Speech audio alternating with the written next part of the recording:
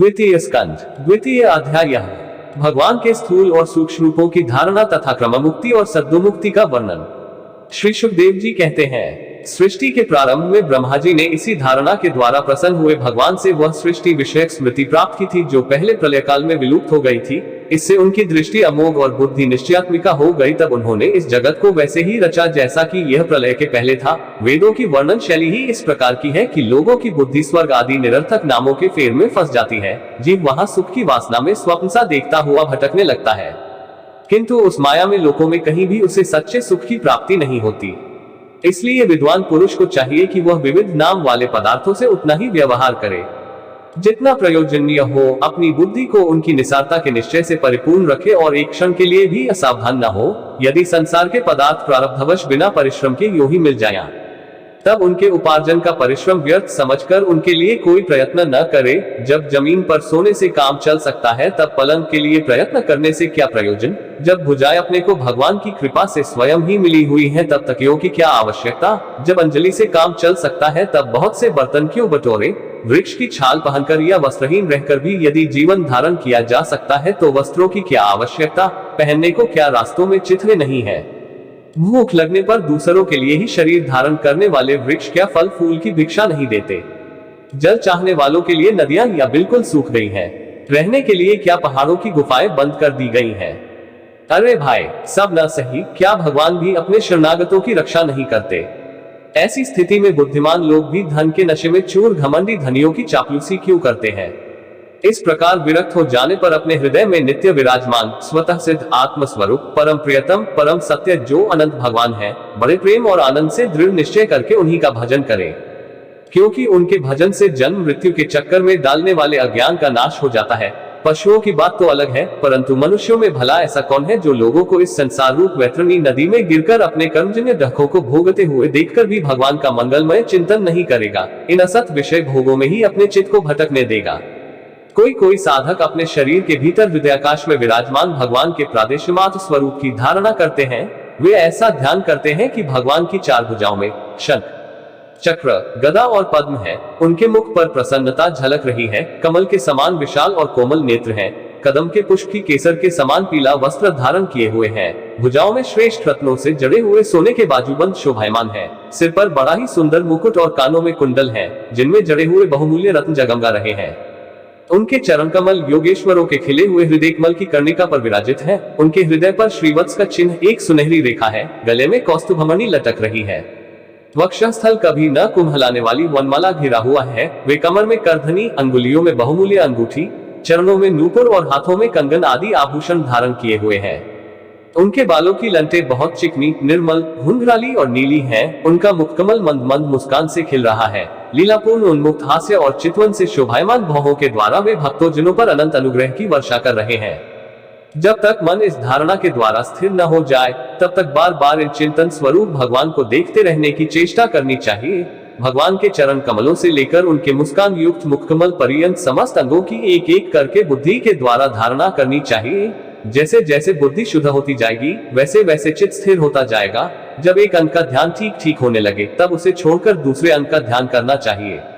ये विश्वेश्वर भगवान का दृश्य नहीं, दृष्टा है। सगुण निर्गुण सब कुछ इन्हीं का स्वरूप है। जब तक इनमें अनन्य प्रेम में भक्ति योग न हो जाए तब तक साधक को नित्य नैमित्तिक कर्मों के बाद एकाग्रता से भगवान के उपर्युक्त स्थूल रूप का ही चिंतन करना चाहिए। परीक्षित, जब योगी पुरुष इस मनुष्य लोक को छोड़ना चाहे तब देश और काल में मन को न लगाए। सुख पूर्वक स्थिर आसन से बैठकर प्राणों को जीतकर मन से इंद्रियों का संयम करे।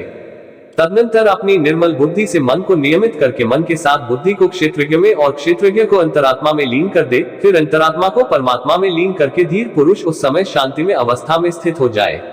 फिर उसके लिए कोई कर्तव्य शेष नहीं रहता। इस अवस्था में सत्वगुण भी नहीं है। फिर रजोगुण और तमोगुण की तो बात ही क्या है।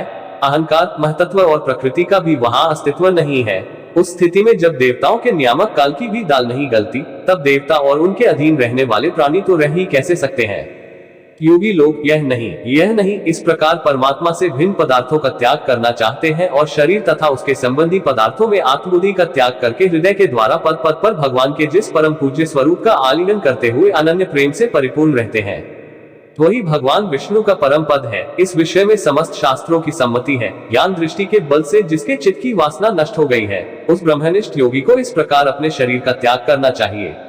पहले एड़ी से अपनी गुदा को दबाकर स्थिर हो जाए और तब बिना घबराहट के प्राण वायु को शतचक्र भेदन की रीति से ऊपर ले जाए। मनस्वी योगी को चाहिए कि नाभिचक्र मणिपुरक में स्थित वायु को हृदय चक्र अनाहत में, वहां से उदान वायु के द्वारा वक्षस्थल के ऊपर विशुद्ध चक्र में, फिर उस वायु को धीरे धीरे तालमूल में विशुद्ध चक्र के अग्रभाग में चढ़ा दे।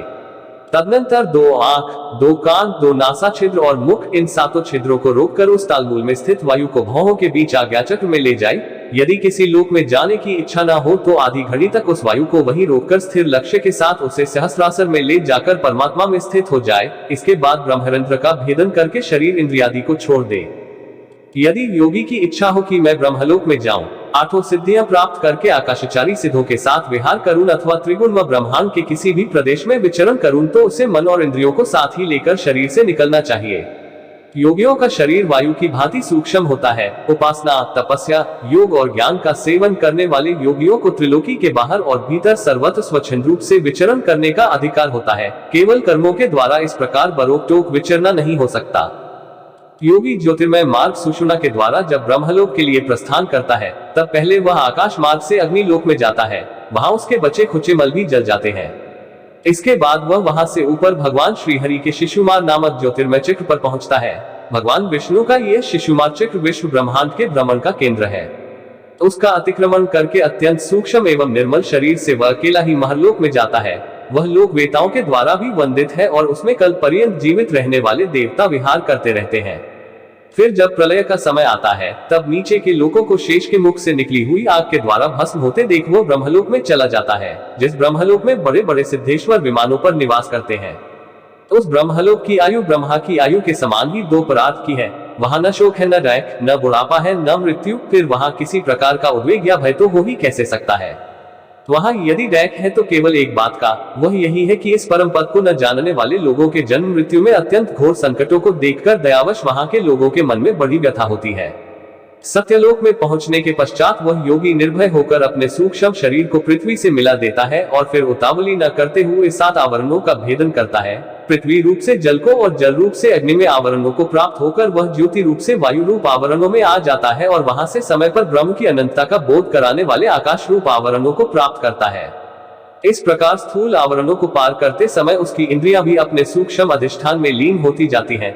घ्राणेन्द्रिय गंधतन मात्रा में, रसना रसतन मात्रा में, नेत्र रूपतन मात्रा में, त्वचा स्पर्शतन मात्रा में, श्रोत शब्दतन मात्रा में और कर्मेंद्रियां अपनी अपनी क्रिया शक्ति में मिलकर अपने अपने सूक्ष्म स्वरूप को प्राप्त हो जाती है। इस प्रकार योगी पंचभूतों के स्थूल सूक्ष्म आवरणों को पार करके अहंकार में प्रवेश करता है। वहां सूक्ष्म भूतों को तामस अहंकार में, इंद्रियों को राजस अहंकार में तथा मन और इंद्रियों के अधिष्ठाता देवताओं को सात्विक अहंकार में लीन कर देता है। इसके बाद अहंकार के सहित लयरूप गति के द्वारा महतत्व में प्रवेश करके अंत में समस्त गुणों के लय स्थान प्रकृति रूप आवरण में जा मिलता है। महाप्रलय के समय प्रकृति रूप आवरण का भी लय हो जाने पर वह योगी स्वयं आनंद स्वरूप होकर अपने उस निवारण रूप से आनंद स्वरूप शांत परमात्मा को प्राप्त हो जाता है। जिसे इस भगवन्मय गति की प्राप्ति हो जाती है, उसे फिर इस संसार में नहीं आना पड़ता। परीक्षित, तुमने जो पूछा था उसके उत्तर में मैंने वेदोक्त द्विविध सनातन मार्ग सद्यो मुक्ति और क्रम मुक्ति का तुमसे वर्णन किया। पहले ब्रह्मा जी ने भगवान वासुदेव की आराधना करके उनसे जप पशन किया था। तब उन्होंने उत्तर में इन्हीं दोनों मार्गों की बात ब्रह्मा जी से कही थी। संसार चक्र में पड़े हुए मनुष्य के लिए जिस साधन के द्वारा उसे भगवान श्री कृष्ण की अनन्य प्रेममयी भक्ति प्राप्त हो जाए, उसके अतिरिक्त और कोई भी कल्याणकारी मार्ग नहीं है। भगवान ब्रह्मा ने एकाग्रचित्त से सारे वेदों का 3 बार अनुशीलन करके अपनी बुद्धि से यही निश्चय किया कि जिससे सर्वात्मा भगवान श्री कृष्ण के प्रति अनन्य प्रेम प्राप्त हो, वही सर्वश्रेष्ठ धर्म है। समस्त चर अचर प्राणियों में उनके आत्मा रूप से भगवान श्री कृष्ण ही लक्षित होते हैं। क्योंकि ये बुद्धि आदि दृश्य पदार्थ उनका अनुमान कराने वाले लक्षण हैं, वे इन सबके साक्षी एकमात्र दृष्टा हैं। इसलिए मनुष्यों को चाहिए कि सब समय सभी स्थितियों में अपनी संपूर्ण शक्ति से भगवान श्रीहरि का ही श्रवण, कीर्तन और स्मरण करे। राजन, संत पुरुष आत्म स्वरूप भगवान की कथा का मधुर अमृत बांटते ही रहते हैं। जो अपने कान के दोनों में भर भर कर उनका पान करते हैं, उनके हृदय से विषयों का विषैला प्रभाव जाता रहता है, वह शुद्ध हो जाता है और वे भगवान श्री कृष्ण के चरण कमलों की सन्निधि प्राप्त कर लेते हैं।